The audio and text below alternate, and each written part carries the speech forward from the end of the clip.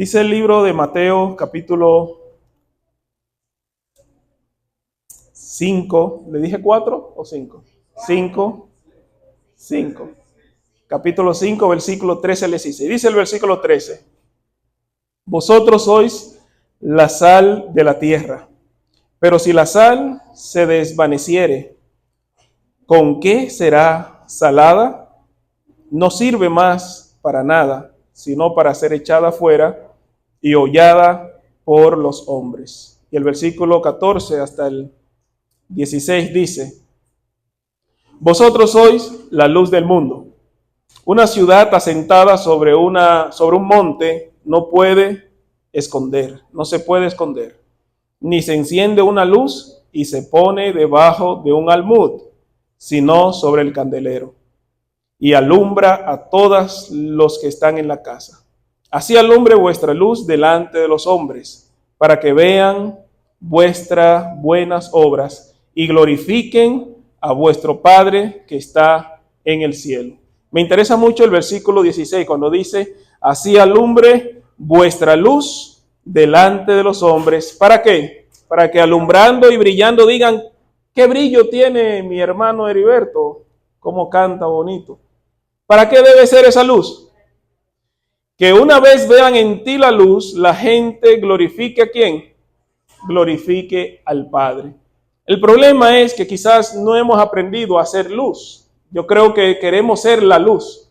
No hemos aprendido a ser proyectores de luz. El versículo que leyó la hermana habla de Jesús como la luz verdadera. Y si Jesús es la luz verdadera, nosotros entonces, ¿qué seríamos? ¿Qué vendríamos a hacer? Nosotros deberíamos ser reflectores de la luz de Cristo. Así como la luna. El problema del ser humano es que a veces quiere tomar el papel de la luz verdadera, que es Cristo Jesús. Y ahí entonces nos entramos y llegamos a un grave problema, porque es difícil. Imagínense a la luna queriendo ser el sol, o a una estrella queriendo resplandecer como una estrella mayor. Es imposible muchas veces proyectar incluso los focos. Cada foco de eso tiene una cantidad de luz que puede proyectar. ¿Me doy a entender? Los que saben de electricidad quizás sabrán de qué estoy hablando. Si tú quieres darle un voltaje más o darle una cantidad de electricidad mayor de la que puede soportar, no va a poder cumplir su función. Pero quizás el tema no solamente trata de a quién proyectamos o qué tipo de luz emitimos. Tiene que ver más tanto con la combinación de esos dos elementos, sal de la tierra y luz del mundo. El carácter de un cristiano afecta positivamente, directamente o indirectamente a otras personas. Nosotros no somos islas. En el término de que usted probablemente dirá: bueno, yo soy así, yo no voy a cambiar, nadie me va a quitar la forma de ser. Con eso que tú dices, estás dando a entender que no estás dispuesto entonces a lo que Dios quiere hacer de ti, ser luz del mundo. Cuando la palabra de Dios utiliza esos dos términos, sal y luz, tenemos que irnos entonces a cómo se usaban esos términos en el Antiguo Testamento y en el mundo bíblico. En primer lugar, nos vamos a detener en la sal. La sal, para los griegos, no era cualquier cosa. Cuando se hablaba de sal, se hablaba de algo que tenía un poder curativo, un poder sanador. Por eso llegaron a llamarle teón, que tenía que ver con Dios. Imagínense el nivel de lo precioso que era la sal, para llegar a ponerle un término de Dios, que significaba divinidad. Los romanos, por ejemplo, creían que solo el sol era más valioso que la sal. Fíjense, ¿y qué emite el sol? Emite luz. Ellos tenían la sal en un nivel tan elevado que decían: solamente el sol es más valioso que la sal. Y con frecuencia, los soldados romanos, ¿saben ustedes con qué eran pagados? ¿Cuál era el sueldo de un soldado romano? Una porción de sal. De ahí viene el término que utilizamos, salario, que en latín era salarium. Se le daba una porción de sal a un soldado romano, y con eso el soldado tenía su paga, porque era algo valioso y muy caro. Es probable que hoy usted vea la sal como un elemento abundante, barato. Con una libra de sal, ¿cuánto le cuesta hoy en día? Casi nada. Pero en los tiempos antiguos, tanto por su producción y por su uso, la sal tenía un valor muy significativo. En muchas sociedades antiguas, inclusive, usaban la sal como una señal de amistad. Algunas tribus decían que para llegar a conocer a una persona tenían que comerse junto un saco de sal. Y un saco de sal se come ¿por cuánto tiempo? Poco a poco. De paso, yo creo que hasta el cónyuge uno no termina de conocerlo. Yo tengo 7 años con mi esposa y ella conmigo, y quizás cada vez me sigue conociendo. Uno se da cuenta, con el tiempo va conociendo a las personas. Los antiguos decían, para conocer a una persona hay que comerse un saco de sal. Muchos pactos se acordaban en la mesa, y la sal era el símbolo del pacto que se hizo. La sal se usaba también con frecuencia en la antigüedad, en el antiguo cercano oriente, para sellar pacto, como ya lo dije. Un ejemplo de eso es en Levítico. Si usted se va a Levítico capítulo 2, versículo 13, Levítico 2:13 dice: y sazonarás con sal toda ofrenda que presentes, y no harás que falte jamás de tu ofrenda la sal del pacto de tu Dios. En toda ofrenda tuya ofrecerás sal. ¿Qué quiere decir eso, hermano? La sal en la ofrenda y en los sacrificios era un emblema de incorrupción, y era un símbolo también de lealtad a Dios. Quizás usted había escuchado alguna de esas cosas de la sal, pero quiero refrescarle la mente que la sal no era cualquier cosa, y por eso Jesús, cuando utiliza el símbolo del cristiano como sal, está hablando de algo de mucho valor. Pero si nos vamos al uso cotidiano de la sal hoy, ¿qué significa la sal hoy? Si usted prueba una comida y le falta sal, ¿qué usted dirá? La comida estaba desabrida. Pero si la comida tiene un excedente de sal, ¿qué va a decir usted? La comida estaba salada. Entonces, la sal puede llegar a ser un problema cuando es muy poca y cuando también es mucho. Por lo tanto, la sal debe ser un elemento en la vida cotidiana donde su control tenga que ser bien específico. Y quizás aquí hay algunas personas que son cocineros o cocinan. Pregúntale a una persona cómo pudo afectar todo un plato bien preparado un poco o un exceso de sal de lo que llevaba ese plato. Y quizás usted diría, no hace la diferencia, pero una pizca extra de sal a un plato específico lo puede dañar. O un poquito menos de sal a un plato específico también puede alterar su sabor. ¿A dónde quiero llegar con eso? En el mundo actual, hermano, nosotros, si somos la sal, nuestra influencia tiene que también tener ese equilibrio que la sal representa hoy. Es probable que tú digas, bueno, yo soy la sal y como la sal tengo que dar sabor al mundo. Y voy entonces a apartarme, a tener una vida tan santa que todo el mundo vea y se dé cuenta que yo soy una persona apartada, y de esa forma entonces voy a representar la sal del mundo. Es probable que tomando esa posición usted tenga demasiada sal, y al tener mucha sal entonces ya usted puede decir que ya está en un nivel que nadie posiblemente querrá ni siquiera probar un poquito, porque con una comida muy salada, ¿a quién le gusta comer la comida muy salada? Así puede llegar a ser la influencia nuestra como cristianos cuando quizás queremos tomar una postura tan cristiana, o que no está malo ser muy cristiano, ¿verdad? Pero quizás con una apariencia cristiana tan por allá, por el extremo, que la gente hasta tenga miedo de acercarse a nosotros porque nos encuentra muy, muy santo, si así pudiéramos decir, para no decir salado.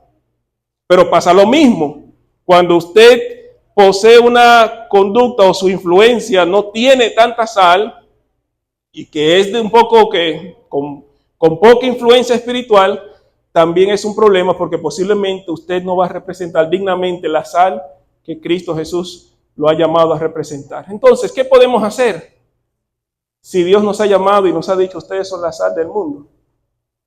La santidad, hermanos queridos, no es un elemento donde usted pueda decir, hoy yo voy a ser el más santo, voy a agregarme un poquito más de santidad. La santidad depende de quién pone en ti esa categoría de santo. Quien nos santifica es Dios. El Espíritu Santo en nuestra vida es quien da el equilibrio que necesitamos. Cuando el ser humano está luchando por sí mismo de tener una conducta santificada, puede llegar a tener un exceso de sal que inclusive posiblemente mire al que no tenga quizás la influencia santificadora que él entiende que debe tener, lo mire tan distinto y diga, yo no me voy a juntar con este ni con este porque no es como yo. Y ya se convierte en un cristiano con un exceso de sal. Lo mismo, cuando usted dice, bueno, yo no voy a tratar de ser muy santo porque hay que tener un poco de cordura y vivir la vida, entonces usted se convierte en un cristiano muy desabrido, que no tiene la sal equilibrada que Dios quiere que tenga. Entonces, hermanos queridos, ¿cuál es el dilema en esta tarde? La vida cristiana se trata o debe tratarse de tener el equilibrio que Dios quiere que tengamos. Y tener equilibrio es tratar de saber o de tener el sabor que Dios quiere que tengamos. El sabor exacto, el sabor específico. Y ese sabor no lo va a dar usted a su propia vida. ¿Sabe quién da ese sabor? El Espíritu Santo, quien va a dar el equilibrio perfecto. Ahora, si nos vamos entonces a la luz. La palabra de Dios dice, nosotros somos la luz del mundo. Es probable que usted, al igual que yo, se crió en un pueblo pequeño, donde la luz quizás no era muy común. En mi tiempo yo recuerdo que la luz quizás ya popular, porque todo el mundo se alumbraba con candil o con lámparas o con sus pequeños, le llamaban planta eléctrica, con gasoil o gasolina, y luego un tiempo ya pusieron luz eléctrica en todo el pueblo. Y hoy en día el pueblo ya pequeño que era, es un pueblo ya grande. Y yo recuerdo cuando se iba la luz, cuando se iba la luz, todos nos quedábamos rodeando un fogón, que le llamábamos fogón, hacíamos un fuego y ahí se hacían los cuentos, ahí se convivía alrededor del fogón. O una vela, y cuando se apagaba el fogón o se apagaba la vela o la lámpara, quedaba la plena oscuridad. Y era algo terrible. Ahora, lo importante que quiero resaltar de eso era que tanto el fogón como la vela, como la lámpara, se colocaban en lugares específicos donde todos podían verlos. Usted nunca iba a hacer un fogón debajo de una mesa. ¿Por qué? Aparte de que no iba a alumbrar, podía quemarle la mesa. Usted nunca iba a hacer un fogón debajo de quizás de un árbol donde las ramas estarían ahí cerca del fogón, porque podía quemar el árbol. El fogón o la lámpara se ponían en lugares visibles, lugares despejados. Por ejemplo, si usted ponía la lámpara en la mesa, usted procurara de que nada estuviera alrededor para que la luz se pudiera ver y que no se quemara. ¿Qué nos quería decir Jesús cuando dijo que somos la luz del mundo? Y él bien lo explicó. Tú no puedes encender una luz y esconderla debajo de una mesa. Hermanos, nuestra influencia como cristianos debe el mundo verla. Dios quiere que tú brilles con la luz que Él te dará. Y hoy vamos a tener algo muy importante, y es que vamos a tener bautismo, vamos a tener personas que van a nacer de nuevo. Y ese nuevo nacimiento le va a dar a ellos la oportunidad de tener el Espíritu Santo. Y el Espíritu Santo será que provocará en ellos esa luz que el Señor pone en nosotros. Y es bueno que sepamos, hermanos, que cuando Dios pone en nosotros ese brillo, esa luz que la gente va a ver, va a empezar a admirar, ese brillo y esa luz que el Señor pone en nosotros debe llevar a glorificar ¿a quién? Debe llevar a glorificar a Dios, porque ahí está el problema, que cuando Dios pone en nosotros algún don o alguna característica específica que es de aprecio y de valor para los demás, tenemos que aprender a decir, ese don es de Dios. El problema sucede es que cuando nosotros queremos acariciar lo que pertenece a Dios y esa pequeña gloria, ese pequeño elogio, lo tenemos en el corazón y empezamos a masajearlo y a pensar que es nuestro, y entonces eso nos infla y pensamos que esa gloria que pertenece únicamente a Dios es nuestra, y ahí viene entonces, y ahí viene el problema, porque no estamos glorificando a Dios, sino más bien estamos permitiendo que la gloria que pertenece únicamente a Dios la acariciemos por un ratico cuando no es nuestra. Y es imposible tomar la gloria que es de Dios y tomarla para nosotros, porque no vamos a poder soportar. ¿O puede usted soportar la carga del mundo sobre usted? ¿Quién puede soportar la carga del mundo sobre usted? Si ni siquiera a veces podemos tratar de lidiar con nuestras propias cargas, imagínense ahora querer la carga del mundo, del universo que tiene Dios. Yo no quisiera ponerme los zapatos de Dios. ¿Cuántos quisieran ponerse los zapatos de Dios? Si a veces con nuestra misma vida, con los quehaceres, no podemos. Imagínense ahora tomar la carga que pertenece a Dios. ¿Sabían ustedes que cuando queremos tomar la gloria de Dios, estamos queriendo ponernos en los zapatos de Él? Y igual, cuando queremos tomar las cargas que pertenecen a Dios, estamos tomando los zapatos que pertenecen a Dios. Y cuando hacemos eso, ¿usted sabe qué viene? Viene lo que es la ansiedad a nuestra vida. ¿Por qué? Porque yo estoy tomando algo que no me pertenece. Y cuando yo tomo algo que no me pertenece, es como cargar una carga imposible para mí. Y mi corazón, mi cuerpo lo va a sentir porque eso no me pertenece.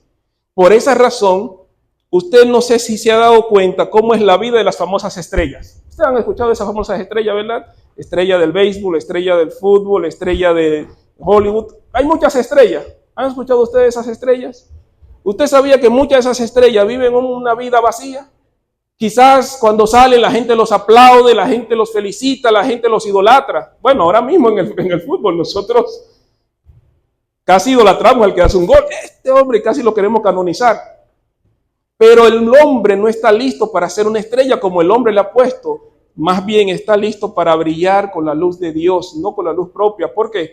Porque cuando tú quieres tomar el lugar de Dios, tarde o temprano eso te hará daño. Muchas de esas famosas estrellas, ¿saben cómo terminan? Con un vacío tan grande que tienen que acudir a sustancias para sentirse bien.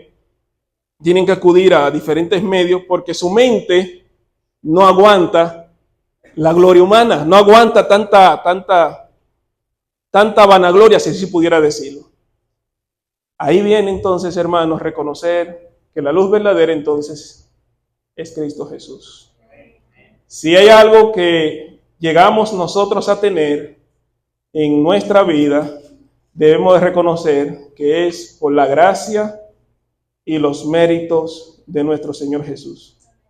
Y yo quisiera terminar con algo que creo que había compartido hace un tiempo con unos hermanos, si no fue en la junta, con algo del apóstol Pablo, con algo que él mismo presentó, donde él se presenta como uno de los apóstoles y quizás del apóstol podemos aprender un poquito sobre cómo debemos de vivir una vida siendo luz del mundo. El apóstol en el capítulo 15 de 1 Corintios expresa lo siguiente. El apóstol Pablo, 1 Corintios capítulo 15, versículo 6. El versículo 6, el apóstol empieza hablando de su propio llamado, y él dice lo siguiente, 1 Corintios 15, 6. Después apareció a más de 500 hermanos a la vez, de los cuales muchos viven aún y otros ya duermen. Después apareció a Jacobo, después a todos los apóstoles, y último de todos, como a un abortivo, me apareció ¿a quién? Me apareció a mí, porque yo soy el más pequeño de los apóstoles, que yo no soy digno de ser llamado apóstol, porque perseguía la iglesia de Dios. Pero por la gracia de Dios soy, ¿qué dice el apóstol? Por la gracia de Dios soy lo que soy. Y su gracia no ha sido en vano para conmigo. Antes he trabajado más que todos ellos, pero no yo, sino gracias a ¿quién? Gracias a Dios conmigo. Porque o sea yo, o sean ellos, así predicamos y así habéis creído. ¿Qué están viendo ustedes en este hombre? ¿Qué actitud ven ustedes aquí en Pablo? Humildad, pero algunos quizás dirían, pero cuando él dice, pero yo he trabajado, más que todo ellos dirían, bueno, como que ahí se le fue un poco.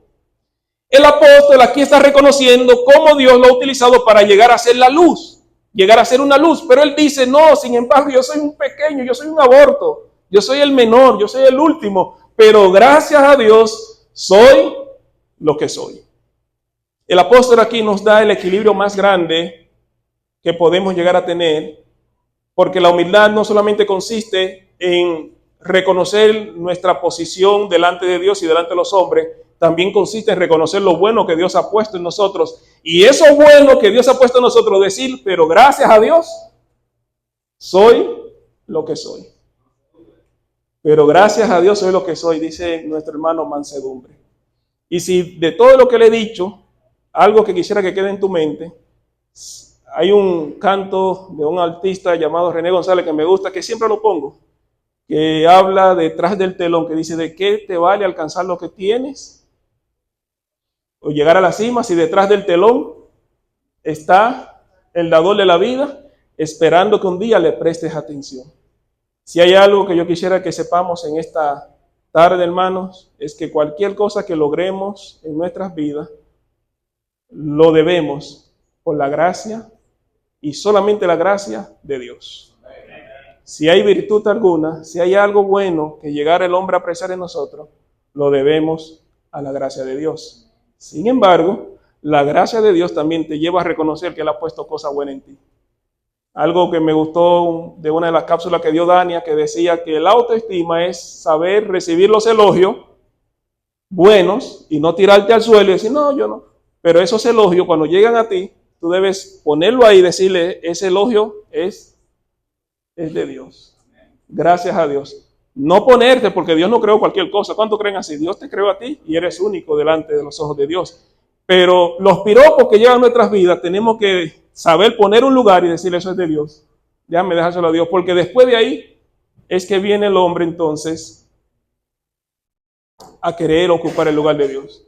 Y quizás terminando, un emperador de Roma tenía un bufón, o tenía alguien ahí siempre, y cuando iba pasando por las calles y casi lo idolatraban, él le decía, acércate y dime al oído, eres simplemente un mortal.